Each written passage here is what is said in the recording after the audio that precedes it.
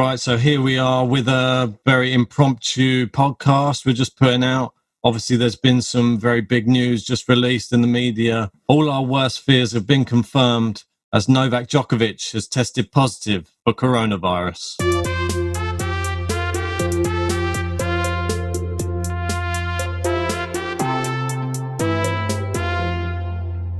So, Ben, this is really not a podcast we wanted to have to make. We've just heard the news. Djokovic has tested positive for coronavirus, along with his wife, Helena. Yeah. Terrible news. Like, instantly, my first thing is my thoughts go out to him. Hopefully he can pull through it.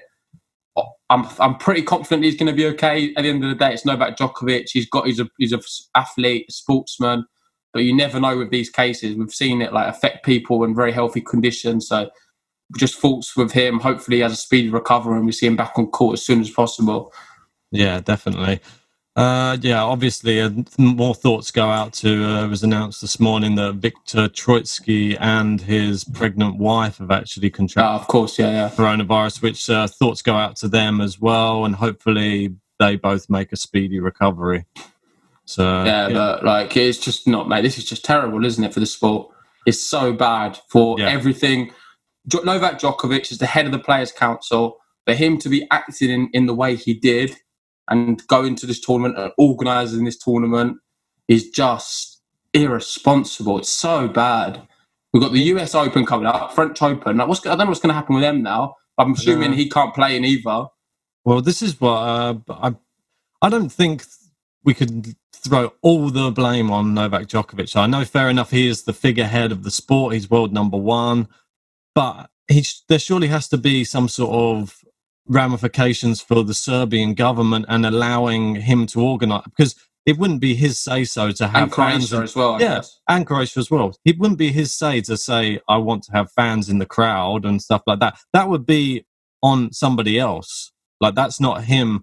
He's just doing what he's told on that. Yeah, I understand your point, but when you are Novak Djokovic, arguably one of the greatest players in the world, if not the greatest, that comes with an air of responsibility. So definitely. You need to you don't put yourself in the situation to be criticised, if you know what I mean.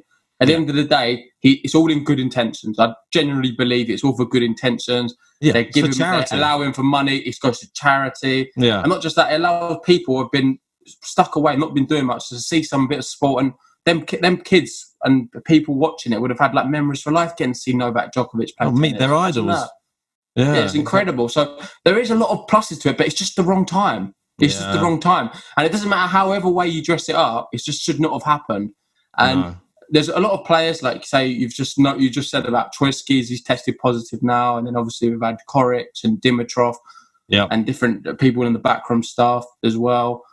But at the end of the day, these players have to take responsibility as well. I don't blame Djokovic for them getting it. At the end of the day, they chose to go to the tournament. They're all adults. They're able to make the decisions for themselves. They chose, knowing the ramifications of the time, to go to this tournament. No one forced them to turn up.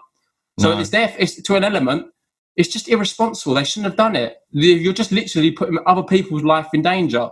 Granted, you could argue they're sportsmen. Who cares? It doesn't matter. They'll fight it. They'll get it, and they can fight it anyway. It's not going to affect them. But it's the other people they can affect along the way. I think the main problem in all of this... It would have reached loads of people. I think the main problem is just having people in... It's not behind closed doors. We've got the Battle of the Brits coming up today. That's all behind closed doors. It's not just that. What they could have done is all the behind closed doors thing. But why are they hugging each other? Well, yeah, all the hugging and they never ever at one point kept to social distancing measures. They went out partying. The pictures of them playing basketball, playing football. They never ever followed any of the rules. Yeah, it's that's the problem. True. If you follow all the rules and then one of them gets it, you say, oh well, it's unfortunate they tried to do this, and then again you're not open for criticism. Yeah, if you just show a lack of respect to actually follow the rules, and then you get it, it's just like you're just opening yourself up for it all, and you don't really have a leg to stand on. I just don't know what happens now, because he's going to get absolutely killed in the press. Yeah, to be honest, rightly so. It's just he shouldn't have done it. He shouldn't have done it. I know. It's just one of those... And all the other players shouldn't have gone. Well, it's one of those horrendous sort of situations. I know that we've spoken with players and they've said about how people just can't wait to get back on court, and they're just literally chomping at the bit to play some tennis. But maybe just this wasn't the right time yet. I mean, maybe we just had to give it another month, I don't know, like maybe playing a different tournament that's just in your own country, maybe not be flying over, crossing borders again. Like, and because they've gone to other countries now, like obviously team flew to France, and then you had them moving from Serbia to Croatia. I just think maybe all this travel is too soon. You don't want to be traveling so much. Oh, Dimitrov travelled back to Monaco with it. And that's the first case in Monaco. I think in the last 3 weeks, they've not recorded one positive case. They've now had that, and they've only ever had, I think it's only 100 positive cases over the whole time. And he makes up one of them numbers. It's just not ideal, is it? Like we've been told the whole time, if you test positive, you stay where you are, you isolate, and you quarantine. Yeah. They've not even been doing that. They've just been travelling back around. Djokovic he didn't even take a test straight after. They went back to Serbia to take a test. Yeah, it's very worrying. Are you telling me he didn't, on his way back, I don't know what, he probably got a jet back? I don't know. Did he have a private jet? I'm not sure what means of transport he took. However, he would have come in contact with someone along the way. Oh, I'm sure. Of course. Surely. What about the car from getting the driver or someone? There would have been someone. Coach had it, didn't he? So that's what I mean. So we knew that the writing was on the wall. As soon as you hear these people who are that close, we obviously saw how close he was with the other players who did test positive. But well, to be fair to you, you've been very adamant that, like, you was even saying on the last podcast when we were discussing Dimitrov getting it, you literally started it off saying that you basically think Djokovic has got it anyway. Because there's that whole story with the basketball player. We saw all of the pictures of them. Like, it seemed to me like I'm shocked that Zverev doesn't have it. Rublev doesn't. I mean, maybe it's just different body types and just the way it's like. You just don't know how different people are going to be affected by it, or if everybody's going to catch it in the same way. But just shows that other people, like Zverev, was very much close with everybody there, and he's come out negative. So yeah, I just don't know. Well, thankfully so. Look, hopefully now that we're not going to see too many more positive cases. Unfortunately, I don't think that's the case. I think we are going to see more people come out, and it's just not ideal. I saw that someone from the nightclub, one of the restaurant owners, has now tested positive as well. I think that's my main concern lies with, it's not these top sports people, because they're not the people who are susceptible from this coronavirus. It's people who are actually outside the scope of them, the fans that came, all of those type of people who go back to normal families where people aren't at the peak of their, like, I don't know. Well, it's not even just that. It's not even just that. At the end of the day, it does affect people with medical conditions and people like older generation of people, and they're definitely a more of an at-risk demographic. You don't know how it's going to affect people in them stands have families. Yeah, and most likely they probably live with someone from an older generation, or they've got a parent or themselves even who's got some kind of medical underlying condition, and they're the ones who are really going to suffer. They could lose their life over it. It's not a case of this is like life and death for people. I know. People are dying all the time. I saw the other day that right now, yesterday even, was the highest amount of corona critical cases in the world. We've peaked. Worldwide, we've reached the most number of critical cases. Yeah, I saw that yesterday. That's what I'm saying. That's not like... it's sort of gone under the radar. Things are all opening up now. In Europe especially, we've sort of had the peak a bit before. But there's still other countries really suffering.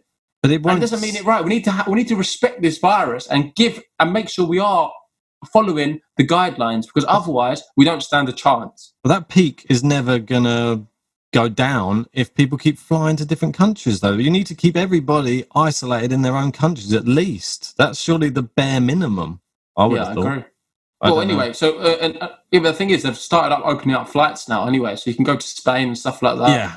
We'll see how it goes. We'll just see how it goes, because... Well, Korea's announced that they've actually have a second wave now. So. And in Germany as well, there was a city where the R rate sort of went up above 3 now. There was a slaughterhouse. Yep, I saw that. People got it, and that's what I'm saying. It's not looking good. But bringing it back to the tennis, what do you think now happens with the US Open and French Open?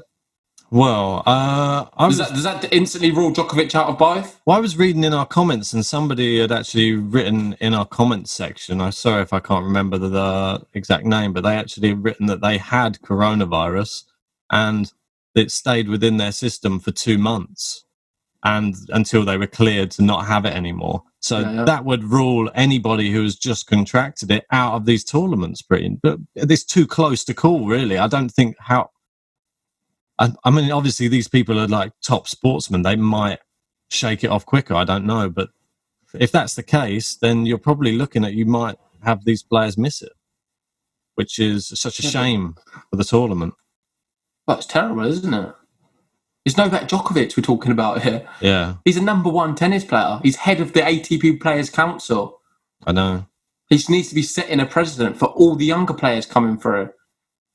For everyone. Don't get me wrong, it's not always nice to be that guy, being the number one, but there's a lot of good things what happen being the number one, but you need to take the responsibility what comes with that. Yeah, I think so. Like, he's praised around the world. His fans are diehard for him. Even us, we love him. We look at it, we watch his games, we just think it's amazing. The level of tennis he can play. We look up to him as idols. He's an inspiration, but just to do what he's done, the backlash is going to be huge. I'm not even sure he can recover for a while. It's going to be, people are not going to let this down. People are losing lives around the world. It's put the whole world into some shutdown, economically, in every sense of the word.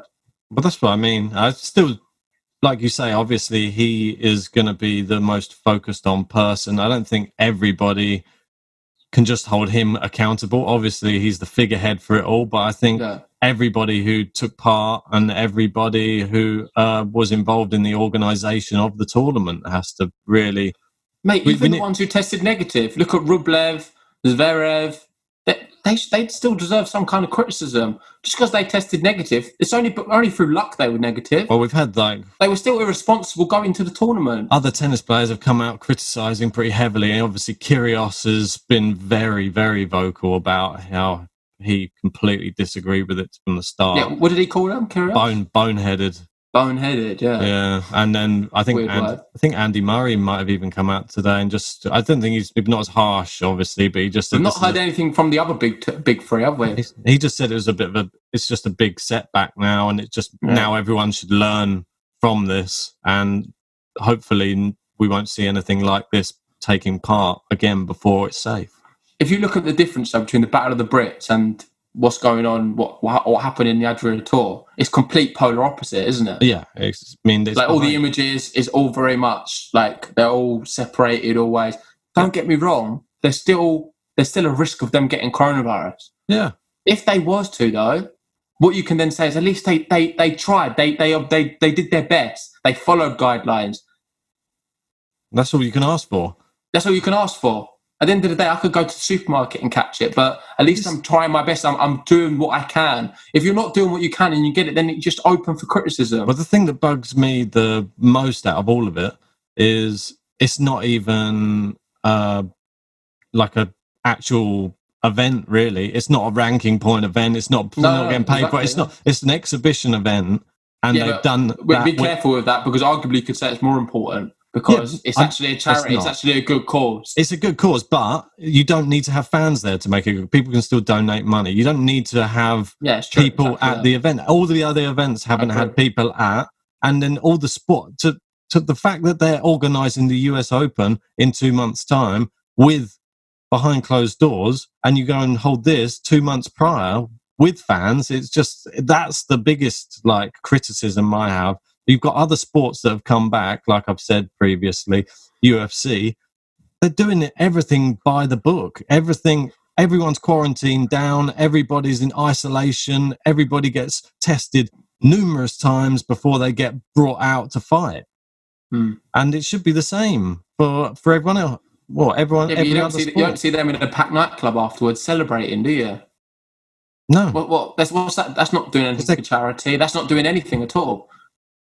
Yeah, that's not achieving. That's not what was the point in doing that? I just think it was, they probably just got caught up. They got absent-minded because they saw all their friends for the first time in a long time. They probably it got to their head. It was all sunny, very hot, all had a few beers, that type of thing, and just thought they completely forgot about it for a whole evening. And that's all that probably happened. I mean, yeah, it's irresponsible, but...